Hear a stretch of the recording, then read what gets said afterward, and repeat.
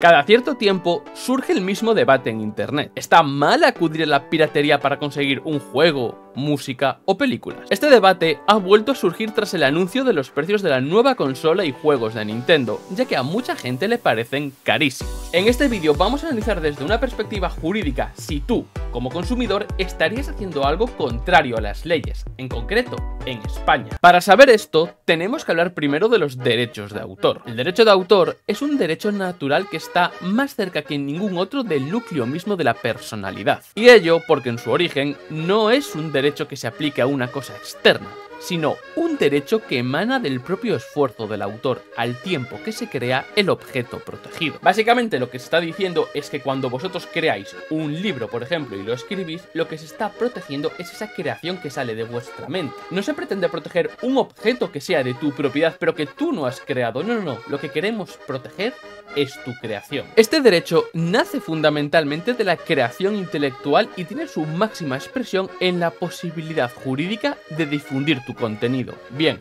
directamente o contratando a una empresa. El derecho de autor es un derecho humano fundamental y así, en su aspecto activo, es recogido en la Declaración Universal de los Derechos Humanos de 10 de diciembre de 1948. En su artículo 27, párrafo segundo, se dice que toda persona tiene derecho a la protección de los intereses morales y materiales que le corresponden por razón de las producciones científicas, literarias o artísticas de las que sea autor. Por otra parte, en lo que es España, la Constitución hace un reconocimiento explícito de este derecho al decir. Se reconocen y protegen los derechos a la producción y creación literaria, artística, científica y técnica. Además, esto se complementa con el hecho de que los poderes públicos promoverán y tutelarán el acceso a la cultura, a la que todos tienen derecho. Aquí ya podéis ver que hay un enfrentamiento entre dos derechos, los derechos de autor, pero al mismo tiempo el derecho al acceso a la cultura. Y esto será algo sobre lo que debatamos más adelante, ya que es uno de los argumentos que la mayoría de personas utilizan para defender la piratería. El derecho de autor, así concebido y fundamentado, tiene dos vertientes. La primera es la patrimonial, que hace posible la obtención de unos beneficios económicos que sirvan de contraprestación a la cesión del derecho a difundir la obra. La segunda parte es la moral, dentro de la cual se encuentran los derechos siguientes. El derecho a la paternidad de la obra y que se te conozca a ti como el autor de la misma. Derecho a la difusión. Derecho de arrepentimiento. A velar por la integridad de la obra y a oponerse a toda deformación, mutilación o modificación en la obra que atente contra su honor o su reputación. En el ámbito internacional, fuera de España, ya que esto es muy interesante teniendo en cuenta que aquí estamos hablando de empresas de fuera de nuestro país, existe una organización encargada de proteger y velar por este derecho, la llamada Organización Mundial de la Propiedad Intelectual. La OMPI a día de hoy cuenta con 118 estados miembros, entre los que se encuentra España. Para la OMPI, la propiedad intelectual comprende dos ramas principales, la propiedad industrial y los derechos de autor, que son dos cosas completamente distintas. Con derecho a las actividades principales de la OMPI, estas se pueden resumir en pequeños puntos. Promover una mayor aceptación de los tratados internacionales.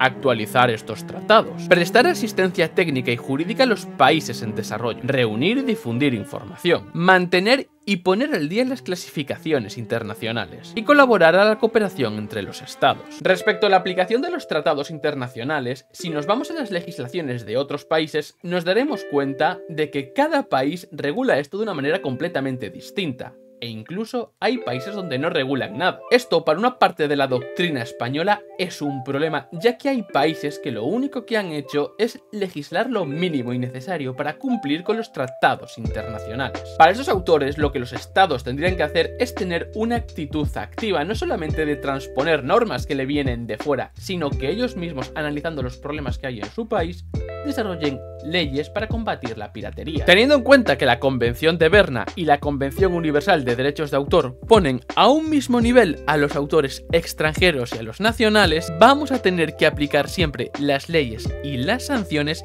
del país donde se produce la piratería. Por lo tanto, si yo pirateo a una empresa japonesa, me da igual lo que diga la ley de Japón, a mí se me tendrá que aplicar y sancionar según la ley española, y si la ley española no existe, mala suerte. Y es que al parecer un gran número de los estados que han ratificado estas normas internacionales de prevención de la piratería, luego no han hecho absolutamente nada. Oye, y sé sincero, si tú alguna vez has pirateado algo, suscríbete al canal. Aquí en España, para conocer cómo se defienden estos derechos, tenemos que dirigirnos a la Ley de Propiedad Intelectual, la cual, en su artículo 14, reconoce cuáles son los derechos que tienen los autores. Así nos encontramos con distintos derechos que ya hemos comentado, como por ejemplo, decidir si su obra ha de ser divulgada y en qué forma, determinar si tal divulgación ha de hacerse con su nombre o bajo un seudónimo, y como último ejemplo, retirar la obra del mercado. Además, el artículo 17 reconoce un derecho exclusivo de explotación y todas sus modalidades. Esto significa que los autores son los únicos con el derecho a obtener un rendimiento económico de su obra,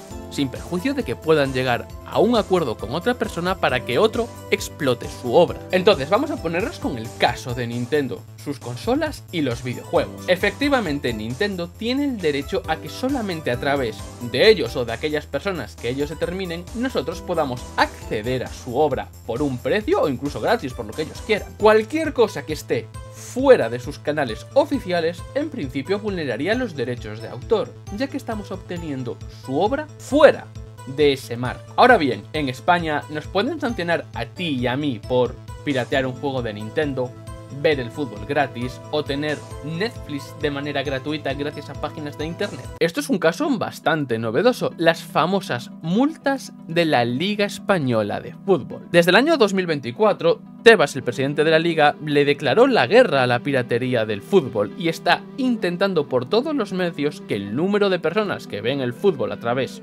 de páginas pirata se reduzca. Ahora bien, en el ámbito de los derechos de autor y de la propia ley de propiedad intelectual, nada se dice de los consumidores finales, o sea, de nosotros, y tampoco en el Código Penal. En el Código Penal tenemos que dirigirnos al capítulo 11 para poder conocer los delitos relativos a la propiedad intelectual. En este sentido, en el artículo 270 se castiga al que con ánimo de obtener un beneficio económico directo o indirecto y en perjuicio de un tercero, reproduzca, plagie, distribuya, comunique públicamente o de cualquier otro modo una obra sin estar debidamente autorizado para ello. Ahora bien, si buscamos tanto en este artículo como en el 271 como en el 272, siempre se hace mención a la obtención de un beneficio. Entonces, aquí en España, el Código Penal a quien castiga es la persona que distribuye ese contenido y se beneficie de ello sin contar con el permiso del autor. Eso en principio no nos incluye a nosotros, por lo menos para la parte penal, solamente aquellas personas que se encarguen de la distribución ilícita. Respecto al fútbol, la liga lo que ha estado haciendo es mandar diversas cartas a las personas que se encargan de la distribución de los partidos online ilícitos. En este sentido, existe una sentencia del 2 de junio de 2024 que confirma la condena a un hombre a tener que pagar 720 euros de multa por poner fútbol pirateado en sus 3 bares. Hasta el día de hoy, el Tribunal Supremo decía que los locales de ocio como los bares, cuando emiten partidos de fútbol sin autorización, cometen un delito leve contra el mercado y los consumidores. Ahora bien, nosotros no somos un bar. Respecto al caso concreto de la Liga de Fútbol, la justicia ha aclarado que lo que ha hecho es admitir la diligencia preliminar solicitada para requerir a las teleoperadoras solo los datos personales de quienes comparten ilícitamente sus contenidos. Ahora bien, a ti y a mí como consumidores finales, que no vamos a sacar ningún tipo de beneficio económico de la piratería, ¿se nos podría sancionar? Bueno, pues realmente por todo lo que hemos visto, yo os diría que no. Como mucho lo que nos podrían hacer, y es algo que Nintendo creo que tiene en sus condiciones de usuario, es que si detectan que utilizas piratería o que modificas sus juegos, te meten un baneo de la cuenta. Eso la verdad es que es algo que me parece acorde a la ley, ya que está incluido en un contrato para poder acceder a un servicio y que tú debías conocer. Más allá de eso, a ti y a mí como consumidores finales considero que no nos podrían hacer nada, como muchísimo en el peor de los casos que nos obligasen a pagar el valor de la obra. Y por cierto, que casi me olvido, estaba ahora editando el vídeo y me di cuenta que me había olvidado de hablaros de una última cosa. Los españoles, tal y como lo tenemos reconocido en la Constitución española, tenemos derecho al acceso a la cultura. Y sí, los videojuegos se consideran cultura. Esto puede ser algo muy relevante a efectos de discutir y debatir toda la cuestión de la piratería, ya que al final las personas tenemos ese derecho de acceso. Lo que no tenemos es el derecho a la explotación y a poder beneficiarnos económicamente de la obra, pero lo que es acceder y consumirla y verla, en principio parece que no nos lo pueden impedir. Como os llevo diciendo a lo largo de todo el vídeo, vamos a tener que tener muy en cuenta quién hace cada acción. Si yo, como consumidor, lo único que hago es ver el vídeo, la película o obtener el juego, no es lo mismo a que yo lo distribuya y te cobre, por ejemplo, 5 euros por tenerlo. Todo este tema está muy relacionado con los derechos de propiedad intelectual e industrial, un tema del cual ya hice un vídeo explicando por qué Nintendo demandaba tanto a sus fans. Si queréis descubrir por qué pasa esto, lo único que tenéis que hacer es ir a ver este vídeo que os voy a dejar por aquí, en el cual os lo voy a explicar todo. Muchísimas gracias por llegar hasta el final y nos vemos en el próximo vídeo.